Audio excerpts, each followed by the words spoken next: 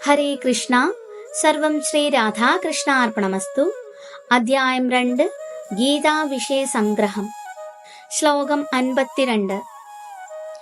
യഥാ തേ മോഹകലിലം ബുദ്ധിർവ്യതിതരിഷ്യതി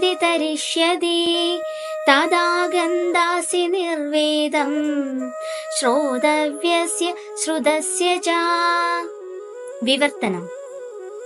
ബുദ്ധി വ്യാമോഹമാകുന്ന നിബിഡവനത്തെ പിന്നിട്ട് കഴിയുമ്പോൾ കേട്ടതിനെക്കുറിച്ചും കേൾക്കേണ്ടതിനെക്കുറിച്ചും നീ ഉദാസീനനായിത്തീരും. ഭാവാർത്ഥം.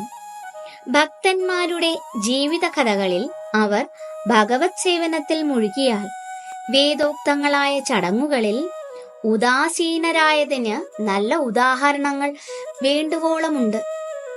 കൃഷ്ണനെക്കുറിച്ചും താനും കൃഷ്ണനുമായുള്ള ബന്ധത്തെപ്പറ്റിയും ശരിക്കറിയുന്ന ഒരാൾ അനുഭവസമ്പന്നനായൊരു ബ്രാഹ്മണനായാലും ശരി, ഫലോദിഷ്ട കർമ്മങ്ങളിൽ തീരെ അശ്രദ്ധനാകുന്നത് സ്വാഭാവികമാണ്. ഭക്തി പരമ്പരയിൽപ്പെട്ട ഒരു മഹാചാര്യനും ഉത്തമ ഭക്തനുമായ ശ്രീ മാധവേന്ദ്രപുരി പറയുന്നു: സന്ധ്യാവന്ദന ഭദ്രമസ്തു ഭവതോ ഭോ സ്നാനതുഭ്യം നമോ ഭോ ദേവാ പിതരശ്ച തർപ്പണവിധൗ നാഹം ക്ഷമക്ഷമ്യതാം യത്ര ക്വാപി നിഷത്യ യാദവ കുലോത്തമസ്യ കംസദ്വിഷഃ സ്മാരം സ്മാരമഖം ഹരാമി തദലം മന്യേകി മന്യേന മേ. അല്ലയോ ത്രിസന്ധ്യാ പ്രാർത്ഥനകളെ, നിനക്കു മംഗളം. സ്നാനമേ നമസ്കാരം. ദേവന്മാരെ, പിതൃക്കളെ, നിങ്ങളെ ആദരിക്കുവാൻ എനിക്ക് കഴിയുന്നില്ല, ക്ഷമിക്കണം. ഇന്ന് ഞാൻ എവിടെയായിരുന്നാലും യദുവംശോത്തമനായ കംസവൈരിയെ മാത്രം ഓർക്കുന്നു. ആ സ്മരണ കൊണ്ട് തന്നെ എല്ലാ പാപങ്ങളിൽ നിന്നും എനിക്ക് മുക്തനാകാം.